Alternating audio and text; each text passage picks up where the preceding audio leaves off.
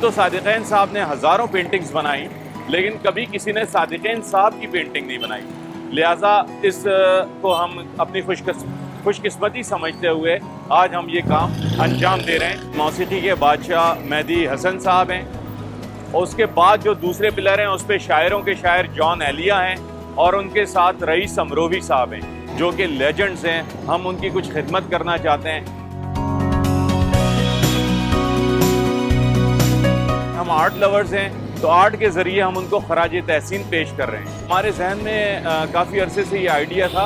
आज ये हम सादिक़ैन को ट्रिब्यूट पेश कर रहे हैं पूरे पाकिस्तान की तरफ से, पूरी दुनिया की तरफ से, और हम वाहिद वो आर्टिस्ट हैं, पहले आर्टिस्ट जो सादिक़ैन साहब का पोर्ट्रेट किसी दीवार पे बना रहे हैं। कराची में ये हमने सेलेक्ट किया कि यहाँ बनाना चाहिए, क्योंकि इनका ताल्लुक यहाँ से था और यहाँ की आवाम में इतनी अवेयरनेस नहीं है।